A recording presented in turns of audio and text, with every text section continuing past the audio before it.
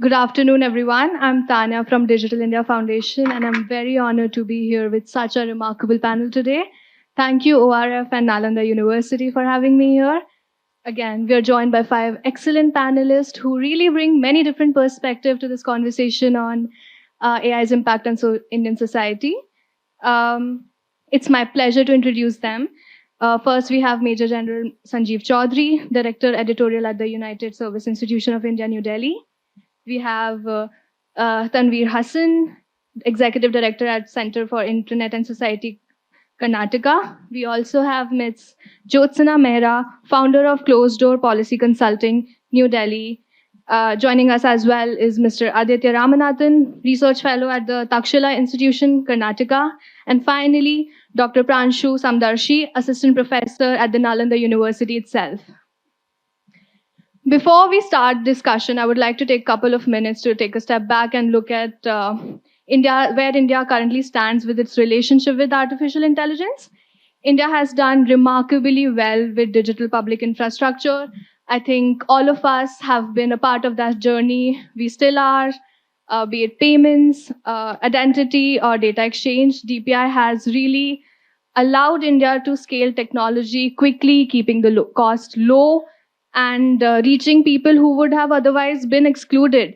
And now we, so to speak, are looking at AI from a DPI or even digital public goods lens, which basically means that the building blocks of AI will be looked less as proprietary assets and more as shared public utilities.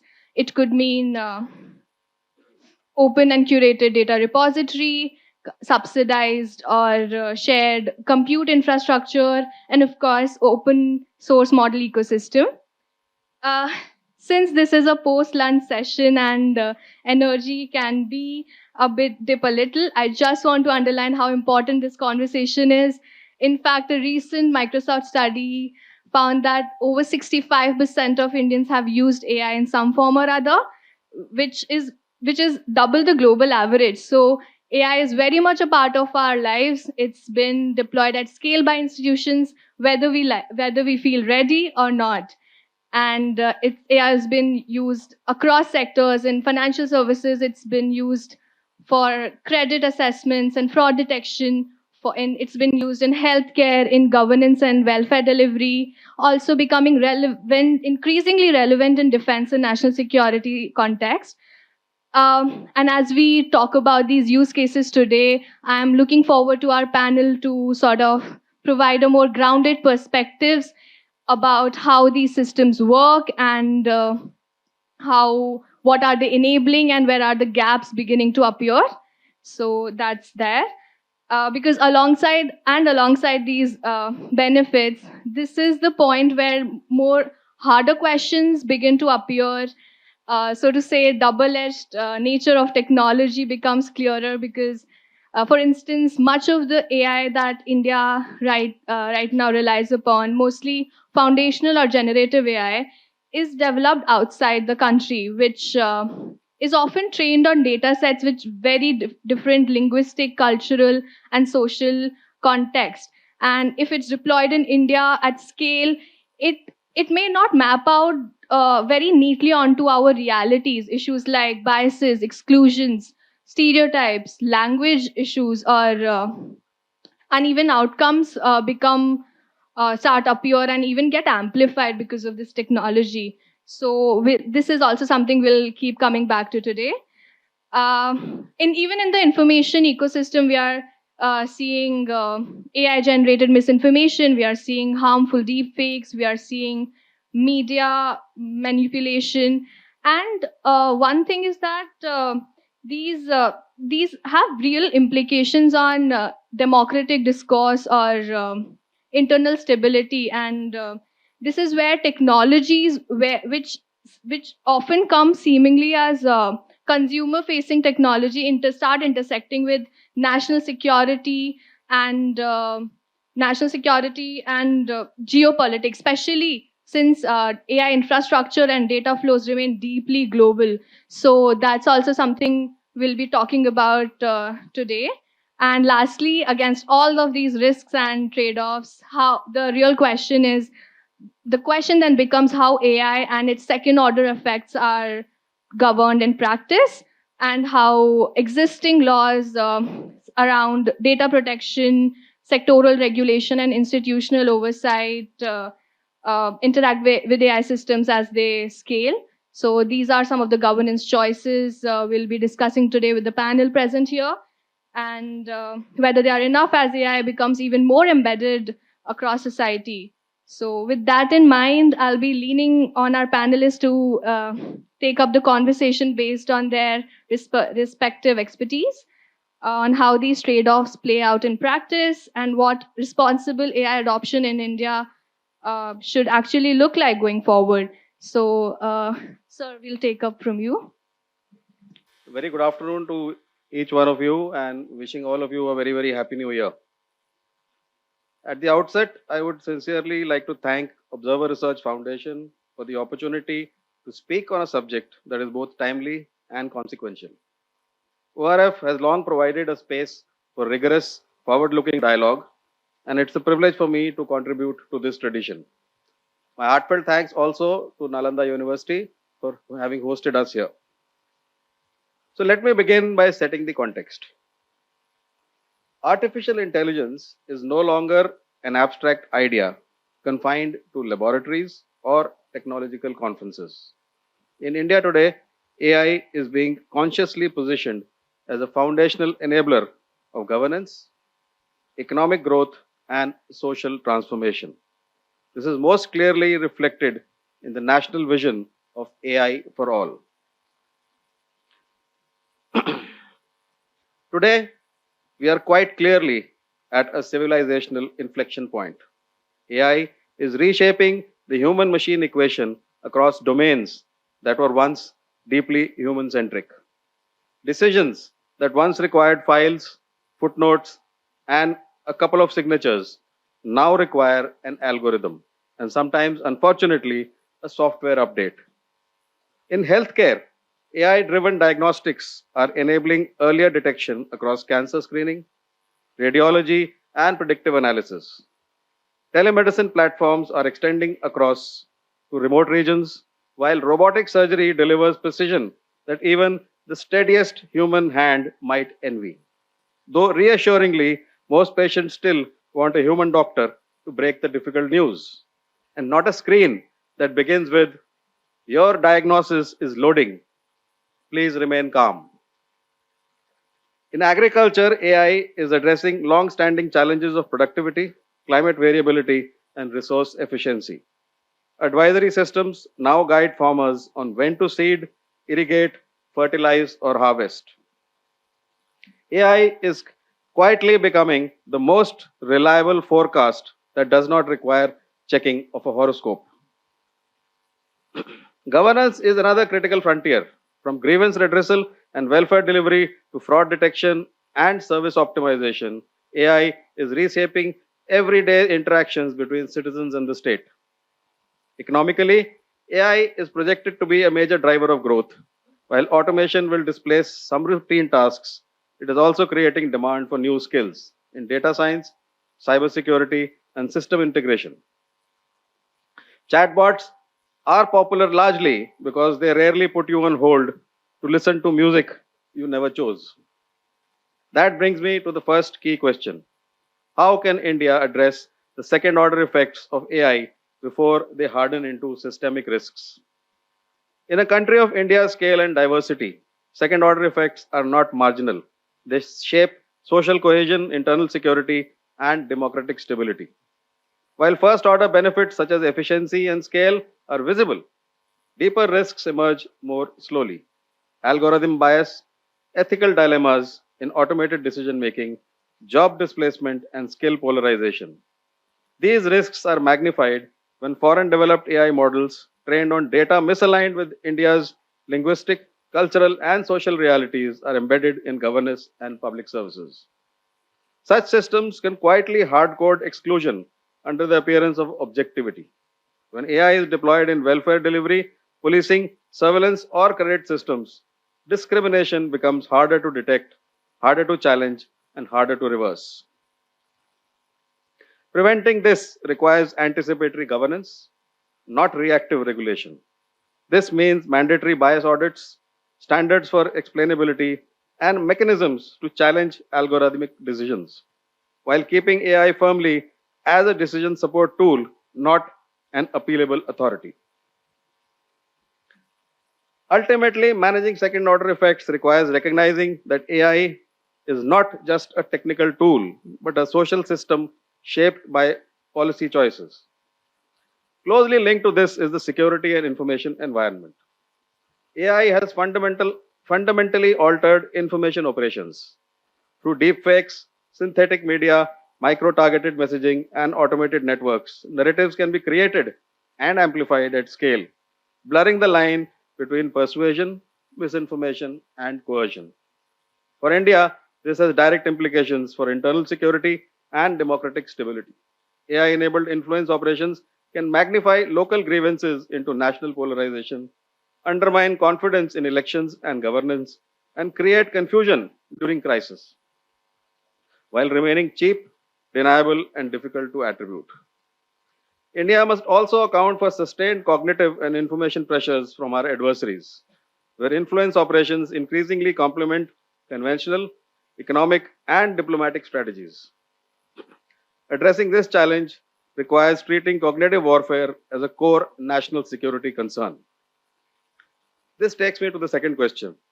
How can India safeguard democratic trust while countering AI driven misinformation? Generative AI has increased the speed, scale, and sophistication of misinformation, creating tension between free expression and information disorder. Heavy handed controls risk censorship. Inaction allows false narratives to corrode trust and polarize society. The solution lies in a layered approach. Sorry. Platform accountability, algorithmic transparency, credible institutional communication, digital literacy as a civic skill, and sovereign oversight that upholds democratic norms without suppressing speech. Democratic resilience is built not by silencing voices, but by strengthening trust. The third question concerns policy readiness. Are India's existing laws equipped to manage emerging AI risks? Most legal frameworks were designed for a more predictable technological era. Generative AI, biometric systems, and algorithmic decision making enable scalable bias, irreversible identity risks, and blurred accountability. The central danger is an accountability vacuum. India now needs smarter, principle based regulation, risk tiered governance for high impact AI, mandatory due diligence, clearly assigned responsibility, and stronger institutional capacity among regulators and courts. To summarize, India is on the right path, but governance must evolve faster. These three questions that we have discussed form a strategic sequence: long term structural risks, immediate threats to democratic trust, and finally, institutional preparedness to govern both. United Service Institution of India can operationalize its contribution through our Center for Emerging Technology and Atmanirbhar Bharat as a platform examining the interaction between technology, security, and society, and translating research into actionable guidance. Let me now conclude. Artificial intelligence holds immense promise for inclusive growth under the AI for all vision. But that promise is inseparable from serious risks: privacy erosion, security vulnerabilities, concentration of power, and weakened accountability, especially when adoption outpaces institutional capacity. Challenge is not whether to embrace AI, but how to govern it wisely through anticipatory regulation, human in the loop, accountability platform, transparency, and sovereign oversight. The task ahead is to steer technology with foresight, ethical clarity, and human judgment. Because while machines grow smarter, responsibility and accountability remain human. Thank you.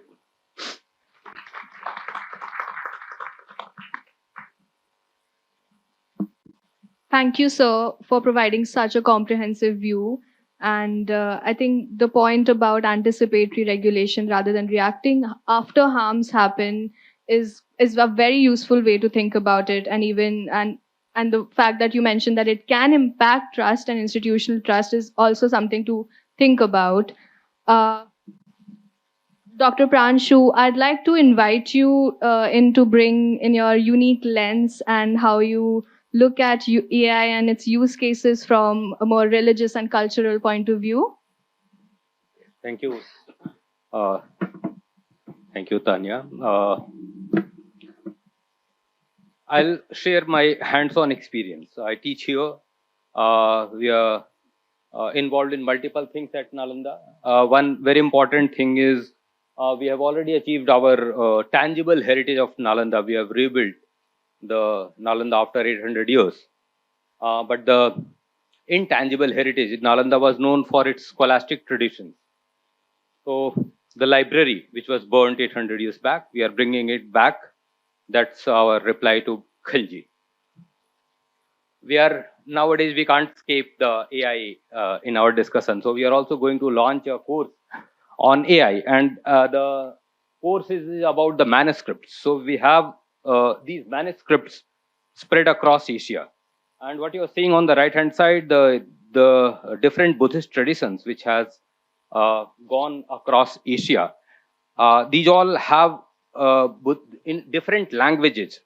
So the manuscript or textual tradition of Nalanda spread across Asia, not in a homogeneous manner. There were several schools of Buddhist philosophy and they spread. So you can see Pali, Nevari, Tibetan, Sanskrit, Theravada, lots of traditions are surviving at present, and they all have their own text and traditions. So here is there are multiple organizations which are involved in translating the text, bringing them into English.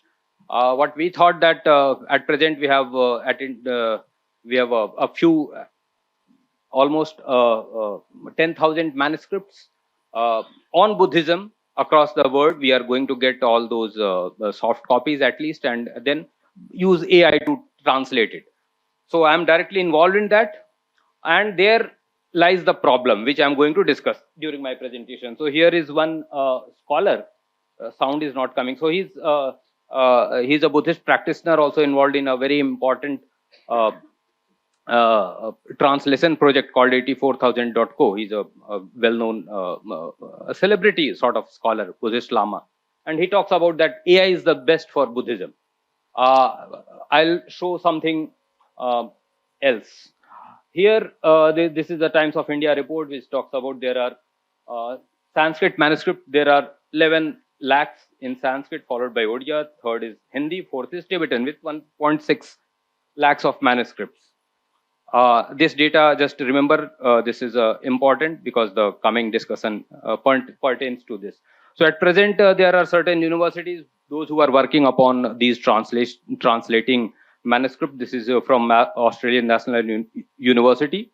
They take the manuscript, then they decipher with help of AI, and the meaning is projected. AI gives you multiple meanings. And then each words come on the right side. So this model which we are going to adopt, so that the manuscripts are available for the public and in their own language. But when I was doing my work on a particular sutra called Heart Sutra, it's a Pragya Paramita Hridaya Sutra, which we find across in Siddham script across various places. So there is a term in the sutra, there is a Sanskrit term which is called Sarvadharma Shunyata Lakshana. So this is a Sanskrit term, Shunyata Lakshana, one word. That is how it is in there in manuscript. Now, according to Sanskrit grammar, this gets divided into Shunyata Lakshana is also correct, and Shunyata Alakshana is also correct. So on the right hand side, left hand side, you have two derivations of the same term. According to Sanskrit grammar, both are correct, but both give opposite meaning. So these two terms, and across Asia, when Buddhism disseminated, that the Buddhism did not disseminate in a homogeneous manner. So different schools of philosophy spread across the world. So Tibetans adopted Madhyamika tradition, while Chinese adopted Chittamatrata tradition. So here comes the geopolitics. So Chinese still they follow by Chinese also it includes the Korea and Japan. In that sense, both are Mahayana followers, but they both follow Chittamatrata. While in Tibet, Bhutan, Madhyamika traditions is followed. While Madhyamikans accept the second derivation, Sunyata Alakshana, Chinese tradition Chittamatrata, which originated, of course, in India, follows Shunyata Lakshana. So one tells that emptiness has a characteristic, while other tradition says emptiness has no characteristics. So two have opposite meaning, two totally opposite derivation, interpretation. Commentaries are based on those two types of derivation. And this is a list of Nalanda master. On the left hand side, you are seeing Aryadev Nagarjuna. These two are Aryadev was from Sri Lanka. Nagarjuna was from southern part of India, Andhra Pradesh, Nagarjuna Konda, the region. On the left hand side, Asang and Vasubandhu. Both are again Nalanda master, but they were from Peshawar, Purushpur. Now, these are the two pioneers of these two different philosophical traditions. Asanga Vasubandhu follows the Chittamatrata, Nagarjuna Aryadev follows Madhyamika. When you look at the Chinese translation of the same sutra, so here is the Huensang translation. This is Tibetan translation. All phenomena empty without characteristic. I am following the Tibet House prayer book, also the Tibetan. While the Huensang translation tells opposite. It says all phenomena, they are empty characteristic of the thing. So Sarvadharma Shunyata Lakshana, this is what Chinese are using. Tibetans are using Sarvadharma Shunyata Alakshana. One is following Nagarjuna's tradition, another is following Arya Asanga's tradition. Now, this is the Sanskrit which is blurred. Now, when you give this term Sarvadharma Shunyata Lakshana, so I gave this just a few, half an hour back, I gave these terms to ChatGPT 5.2, and I asked translate this Sarvadharma Shunyata Lakshana, one word. ChatGPT is giving me Sarvadharma Shunyata Lakshana, which is Chinese derivation, which is Chittamatrata derivation. You go to Gemini, the same problem. So, present day, the text, finally, it is what is visible. This AI has this issue. What is visible? Who is credible? It's algorithm which are governing the visibility, algorithm which are, and there is a risk of epistemic humanization which is happening. So gradually, the Tibetan tradition, which has 1.4 million lakhs manuscripts in India, is gradually diminishing. Nowadays our students, we put the text into the chatbot to get it translated. Translation is 95% accurate, but that 5% nuance is a big problem, and that changes the epistemic existence of certain traditions of Buddhism which are not so popular. You see the Tibetan population and the Chinese control over it. So the whole Nagarjuna's tradition is into danger, because AI is going to tell you only one sort of idea. So if we are not able to develop our own model, our own way of, then it is going to marginalize the diversity and multiple traditions of Buddhism, which Nalanda was known for. Nalanda had 18 different schools simultaneously existing, which is not there in the other countries. So these are the risks and the safeguards. There is a loss of nuance, hallucination, doctrinal distortion is happening. So in order to, what safeguard which we are following, when our model will come up, we will take AI not just as a substitute of the translation, but as a safe, AI will be an accelerator. So we are going to have this combination of two scholar authenticated translation, and gradually training the LLM in such a manner that it gives the multiple perspective, giving the both perspective. That's the Nalanda tradition and Nalanda spirit to inculcate diversified tradition. Thank you. I would next like Jyotsna, you worked extensively in geopolitics. and international relations. So if you can throw some light on how we see risk and the risk of dependencies and relations appear in context of AI, and if there are any models that other countries are using that we can do in terms of regulations and governance. Thank you, Tanya. Grateful to ORF and Nalanda for bringing us together to have this multidisciplinary dialogue on building resilience at home. I think when I look at AI, I look at it as a form of infrastructure, much like ports, like telecom networks, like roadways, which means that the question then becomes about vulnerabilities, it becomes about dependencies, it becomes about building long-term resilience. And I think the first step would be to recognize that many of the risks that we are talking about are cumulative and are not likely to impact us in one go, but are going to have a more sort of slow burn effect. And Sir spoke at length about risks that lie in the cognitive and informational domain, which are, these AI-enabled deepfakes, hyper-targeted misinformation in various local languages, automated amplification of social fault lines. And we saw this strategy deployed. It's a low-cost strategy, as you said, especially during Sindoor.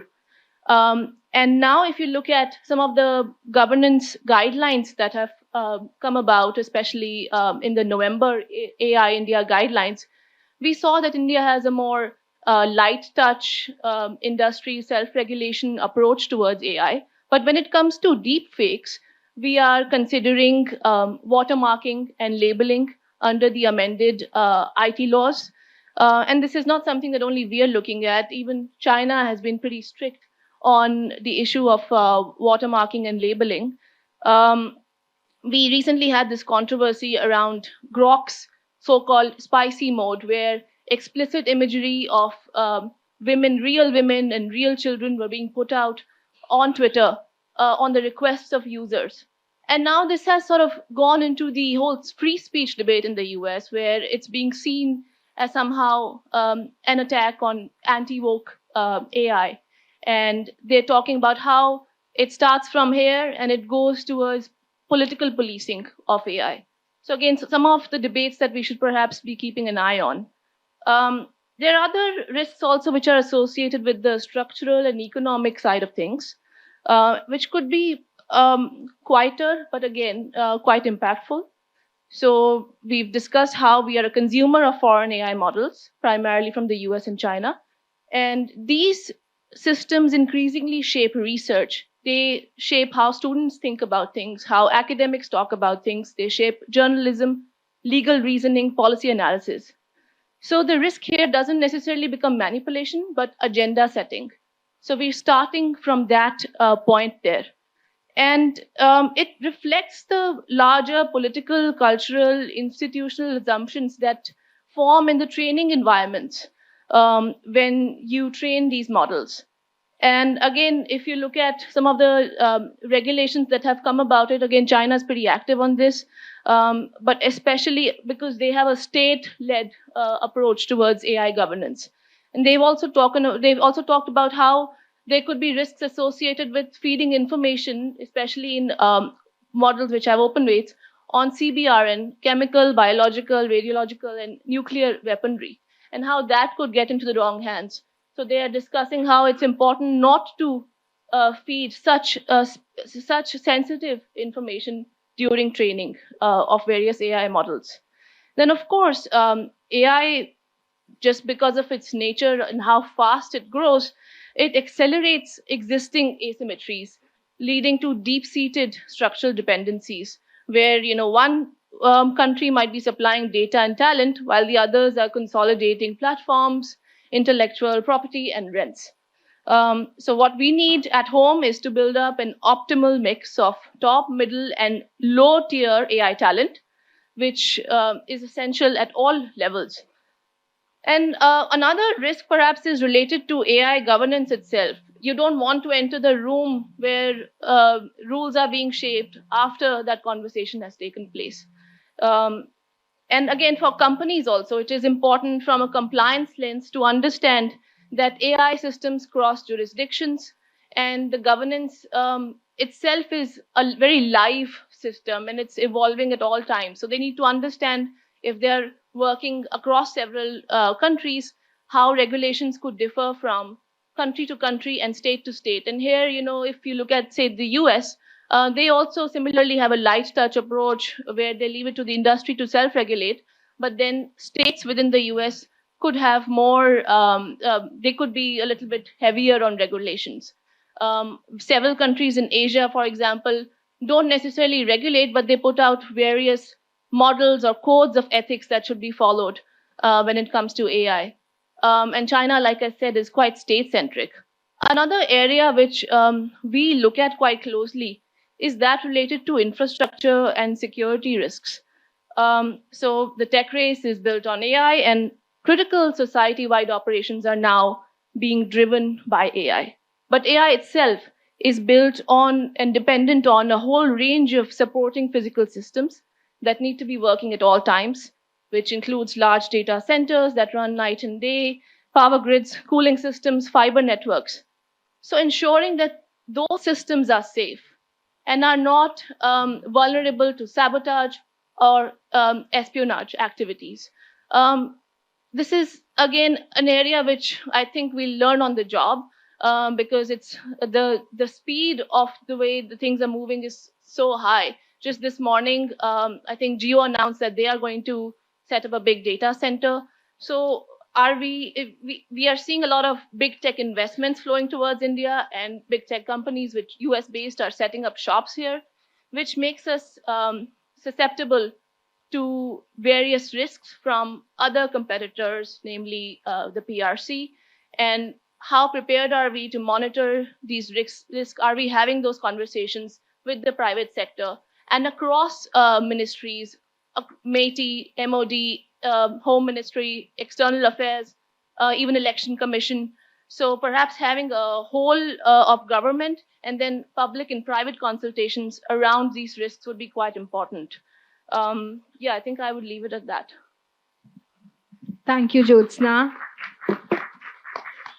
Thanks for providing us a more global lens and the risk that foreign models can impinge on us, especially the tendency of homogenization. And I think Dr. Pranshu also referred to the same. And the risk becomes more grave when you factor in national security and geopolitics in context. And on that note, I'm gonna bring in Mr. Aditya Ramanathan, based on your expertise in national security and defense strategic area. How do you see AI playing a role in that? Is your Thanks, Tanya. And thanks to RF and Nalanda for making this conversation possible. For what little I've seen on the campus, seems amazing. It's my first time here.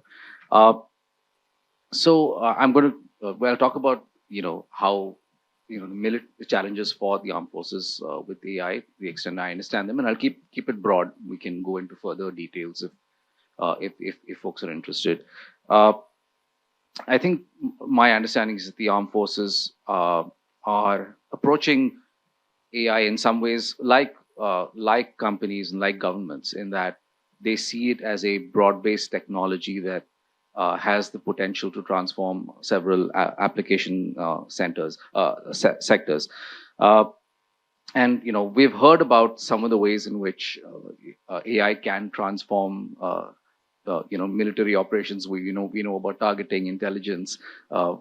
Sure, we've seen news stories and analysis about autonomous platforms and how they can make decisions on their own, how they can operate in environments where the spectrum is contested or denied, or even GPS, GNSS are denied.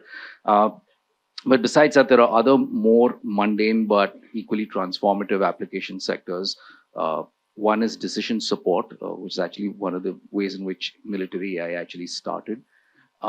And also maintenance and logistics. So for maintenance, for example, predictive maintenance can help manage a large fleet of, for example, aircraft. It can help keep them at a greater state of readiness, and also maybe increase platform life. Similarly, logistics, the armed forces have a unique challenge of having to move large amounts of stores in different kinds of stores across massive geographies, complicated, difficult geographies, and once again, artificial intelligence can contribute to that. So the armed forces, I think, have a pretty good understanding of the AI's transformative potential. And though they wouldn't quite, I don't think they quite express it this way. I think they consider it a general purpose technology. I'm personally convinced by the, Jeff Ding's idea that this is a general purpose technology, which, meaning it's a foundational technology that can potentially transform lots of application sectors across an economy. So, the examples being steam and coal in the first industrial revolution, oil and electricity in the second industrial revolution, and microprocessors in the third industrial revolution. And the idea being that this bundle of technologies that we call AI will have a similarly transformative effect right now. The analogies aren't perfect, but we can work with them, and that's, I think, what's important.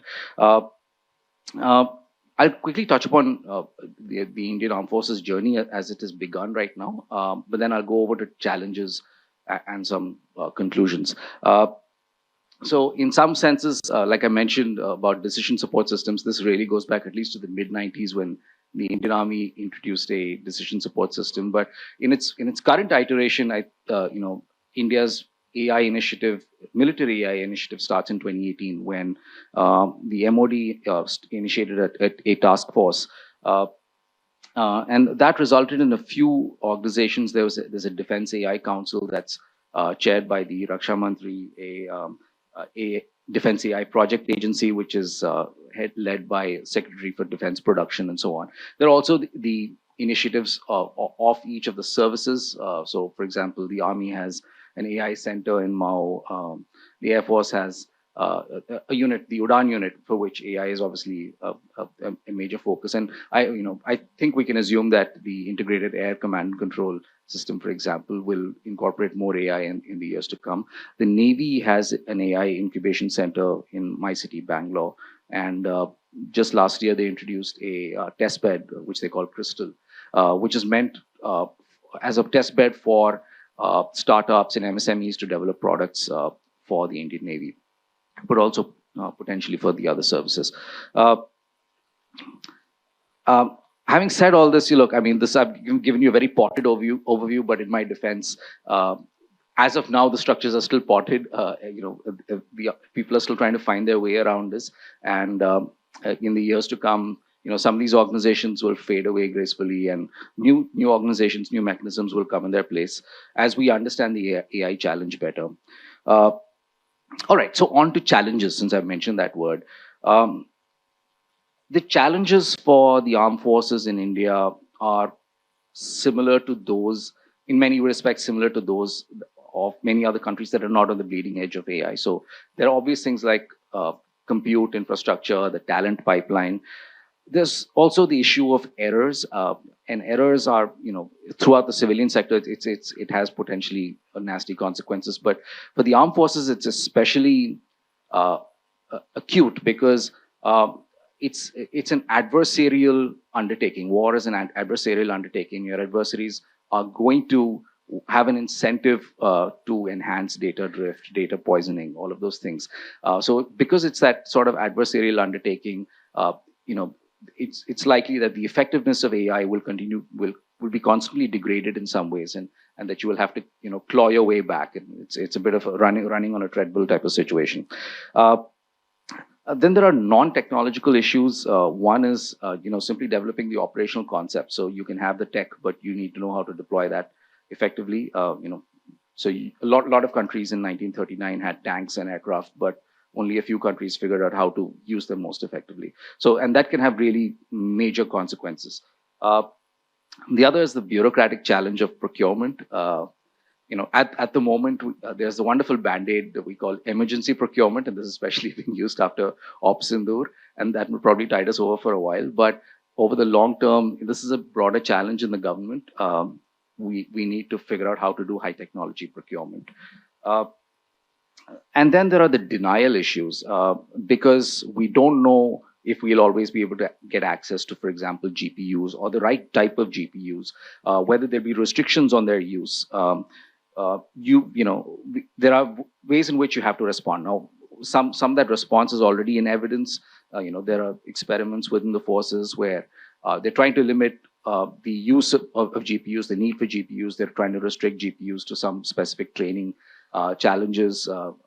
They're also trying to develop small language models that can run on a CPU rather than a GPU, things like that. But really, the military transformation isn't going to happen unless there's a robust civilian sector. That robust civilian sector is what will develop new ideas, new tech. It's what will make it fiscally and financially feasible, and it's what will provide the talent pipeline. And that talent pipeline is needed not just for the industry, but also to train and to impart that knowledge to the armed forces. One other point I'll make here, which not everybody's going to agree with, but I'll make it anyway, which is we can't do this on ourselves. We need international collaboration. Atmanirbharta should not mean that we just rely on ourselves entirely. It should mean that we have leverage in this game. Our companies should be able to collaborate with foreign companies and develop new AI tools, applications, and so on. There also, the government can play a supporting role in that. But there's also some things in which the government, I think, has to take a lead. One of them is developing open source models with open weights. And I think that's really important because, for example, we know that in the armed forces right now, open source models like Llama are being used. That's great for the moment, but if Meta decides not to release new models or places restrictions in them, how do you do the upgrades in 5 years? So you need to have open source models that are at least substantially your own. You have to collaborate with other countries because you want to share the risks, the costs, you want to have access to their know-how and so on. But I think we should be able to do those collaborations because we don't have unlimited time, we don't have unlimited resources, and we should be open to that. So in summary, I'll just say that the transformation or the process of transformation in the armed forces has begun. This is going to require a robust civilian ecosystem for AI. It's going to also require international collaboration. And I'll end by saying that because AI is not hardware in military domain, it's harder to sometimes assess capabilities. When you're looking at an MBT, if you're looking at a fighter aircraft, a jet, you broadly know what it can do. With AI, it's a little more complicated. You may not exactly understand the capabilities of an adversary, and you don't necessarily know how they're using those technological capabilities to develop new operational concepts. So let's be prepared for surprise and not be surprised by unpleasant surprises that might come up in the years ahead. Leave it there. Thank you, Aditya. Thank you. Your perspective really shows how high the stakes can be using AI in some domain, and responsible AI at this point is a strategic necessity as well. And appreciate the ecosystem approach you brought up from international organizations, countries, civilians, military, and government. So that, Tanveer, I would like to bring you in. You've worked at the intersection of technology, rights, and governance. So if you can just provide a more grounded perspective of the AI usage and gaps it brings in. And if you could also touch upon current Indian regulatory landscape and how is it working out in terms of to solve these issues and challenges that keep emerging. Is it catching up with it or not? You're asking essentially to do a PhD thesis. But this is what happens when you're named at the end of the alphabet, right, Tanveer? I think that was the only reason why. But one of the biggest disclaimers that I wanted to make before we get into the serious discussion is, as much as I'm framed as the AI expert, I'm not, right? I'm a student of literature and cultural studies. And it is in moments such as these that I think that I was very happy with Keats and and Amitav Ghosh and Kuvempu and Fakir Mohan Senapati. But this is the reality. Right. Instead of taking questions one by one, let's just see at frameworks that all of us have touched upon, and maybe that's a better way to do it. So broadly, there are 4 or 5 ways to look at how do we interact with AI. And I really want to give a shout out to whoever wrote this particular brief. They did not make it human and AI. If you read the concept note, it's human and machine, which is true, right? The reason why AI becomes part of our everyday conversation, WhatsApp chats, and gets invited to all breakfast is simply because it's a lot more sexy, that it has scale and volume that other technologies don't. But technology has always been around. There have been equally important, critical, whether it is emergent, whether it is developed technologies that have shaped and helped us figure out what we want to do. It's just that AI is a culmination of a lot of interesting things at the same point. There was, deep learning that was happening. There was big data. There was machine learning. It all came together at that right moment. And that's why it's become sexy. So that's one thing. What is the other important framework to look at? There's something called the pace metric, right? Which is technology evolves fast. There's no doubt about it, whether it is the update that you receive, whether it is some other new paper that is written out, whatever it is, right? Technology moves really fast. But then policy always has to catch up to the technology. As much as we want to talk about ex ante or ex post, there is a nuance there that we would never be able to catch, or there is a nuance that we would never be able to, in practicality, address. So there is always the pace metric. The final element of this combination is the socio-cultural changes. Technology moves really, really fast. Policy tries to catch up, but our socio-cultural realities will never match this pace.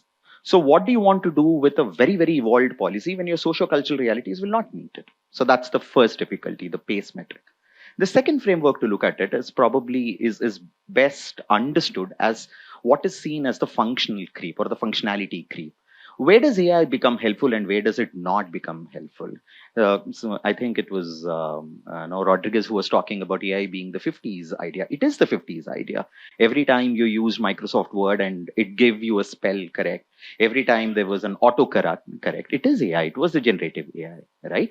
So AI has not been something that has just come to our lives and disrupted. It has always been with us. Again, like I said, the functionality creep, that when we say that this is acceptable and this is not acceptable, who makes those choices? Does it belong to the big tech? Does it belong to the state? Does it belong to the community? Does it belong to an individual who's making those decisions? This is a functionality creep that needs to be understood much more nuanced than just the regulatory frameworks. That's the second point that I want to talk about. The third way to look at this is something called the sequence problem. This is the point that you were making, sir, which is the ex ante or the ex post.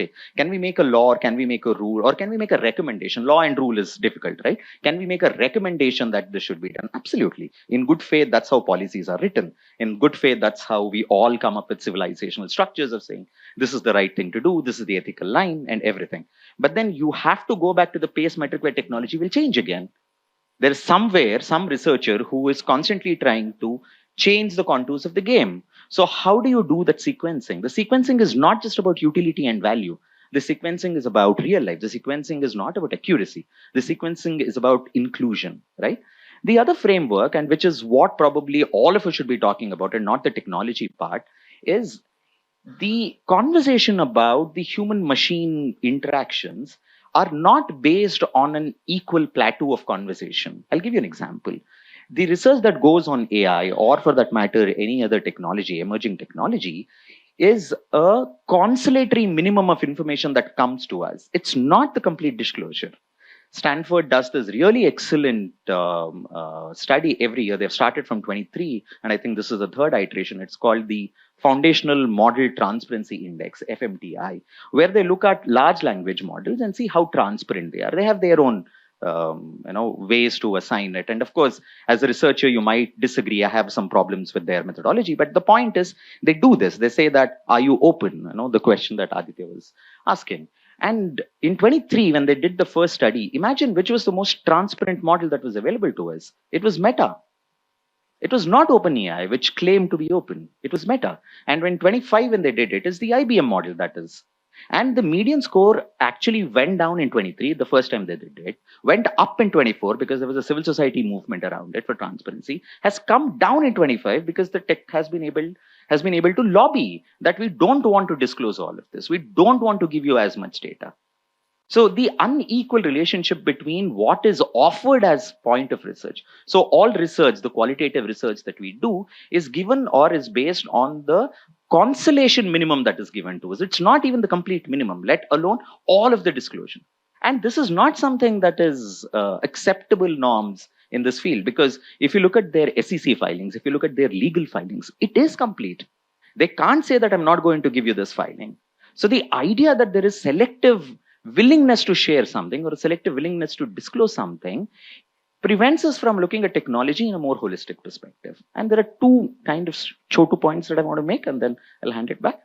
The usual conversation about AI or the human-machine interaction comes up to humans should be central to the conversation. Of course, they are central to the conversation. I don't think anybody, for those of you who have not had the pleasure of watching this documentary called Humans in the Loop, done by RNSI, shout out to Guru and Guru's organization. When they did their 25th anniversary, they put this front and center and said that this is very important for all of us who are engaged in technology conversation. So there is this wonderful documentary called Humans in the Loop, which takes you away from the binary of the conversation of either you're a user or you're a contributor. It says you can also be a stakeholder. You can also be a shaper. You don't have to have technology. You don't have to write technology, write code to be part of the tech evolution, right? It's not funny that the highest paid jobs in big tech are coders and lawyers. Has anybody thought about it, right?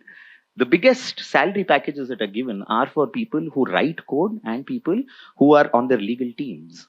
There's a way that these conversations have been going, the conversation have been fixed up. The last point that I want to make, and I'll hand it back to you, Tanya, is when technology, and it's not just, again, not just AI, the quintessential technology is talking to us and talking to us at a very public, at a very open level, it stops being about pleasure. It stops being about accuracy. It stops being about what is your success rate. When technologies in such willing terms comes and talks to us on open public platforms, it is about inclusion. State does not work for accuracy. State does not work for a state, rather should not work for saying that my 95% targets are met. The state should work the other way around, that the 5% people who will not be part of the accuracy have been made part of that inclusion. That is the tech imagination that we should start working with. So when we are thinking about technology, when you are arguing for technology, the argument is not that I can build fast. That is not the argument. So the human machine interaction that we are talking about, it's not based on speed. It's not based on agility. It's not based on performance. I think it's based on empathy. It's based on inclusion. And it's based on willing community collaboration. Those are probably the ways in which we should imagine all of these. Thank you.